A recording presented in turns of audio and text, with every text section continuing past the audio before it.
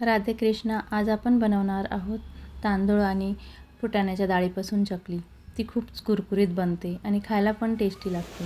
यासाठी मी तांदूळ आणि डाळ्या घेतले, त्यांना बारीक करून घेतलं आहे. 1 कटोरी डाळ्यांचं पीठ आणि 2 कटोऱ्या तांदळाचं पीठ असं माप घ्यायचं आहे.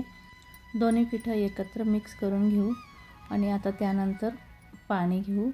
3 कटोऱ्या आपण पीठ घेतल्यानंतर 3च कटोऱ्या पाणी घ्यायचं आहे. पाणी गरम झाल्यानंतर त्यामध्ये 2 चमचे तीळ, 2 चमचे ओवा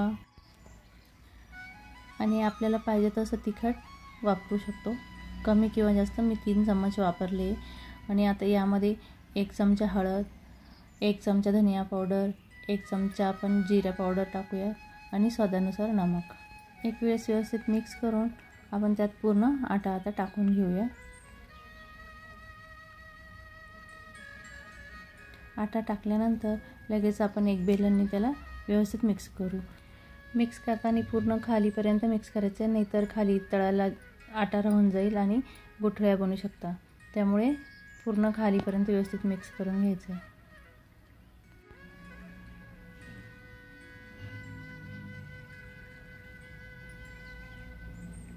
आता हे पूर्ण मिश्रण एका मोठ्या भांड्यामध्ये काढून घ्यायचं आहे.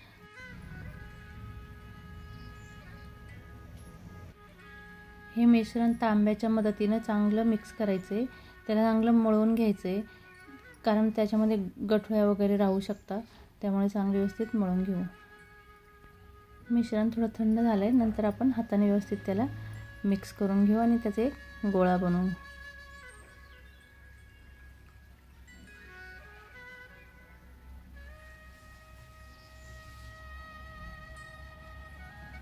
याचे मी 2 गोळे बनवून घेतले.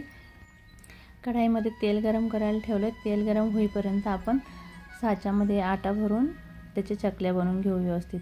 आटा भरताना पूर्ण प्रेस करून भरायचं आहे, नाहीतर मध्ये जागा राहू शकते. आता छानपैकी आपल्याला पाहिजे तशा साईजच्या छोट्या मोठ्या आपण चकल्या बनवून घेऊ.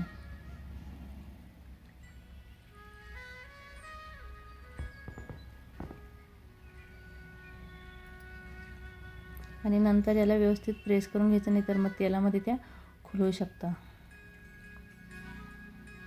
अशा आपण पूर्ण साच्यात जेवढं पीठ आहे तेवढ्या चकल्या बनवून घेऊ.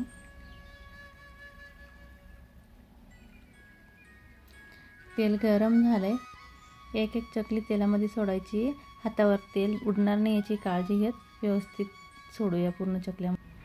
थोड्या वेळ तेलात तळल्यानंतर सर्व चकल्यांना पलटी करायचं आहे, एक एक करून. पलटी केल्यानंतर बी थोडा वेळ आपण तेलामध्ये तळून घेऊ. जेव्हा त्या व्यवस्थित तळतात तेव्हा पूर्ण तेल असं शांत होतं, त्याच्यामध्ये बुरबुडे वगैरे काही येत नाही. याचा अर्थ की आपल्या चकल्या व्यवस्थित तळल्या. आता आपण चकल्यांना काढून घेऊ. झाऱ्यामध्ये ठेवल्या म्हणजे त्याच्यात जे तेल असतं थोडंफार ते खाली नितरून जातं. अशा प्रकारे आपण राहिलेल्या पूर्ण चकल्या तळून घेऊ. बघा किती व्यवस्थित तळल्या गेल्या पूर्ण चकल्या. आणि या खाण्यासाठी एकदम कुरकुरीत असतात आणि स्वादिष्ट पण असतात. मुलांना तर खूपच आवडतं. आपल्या चकल्या एकदम ठिसूर झाल्या आणि तेलकट तर बिलकुलच नाही.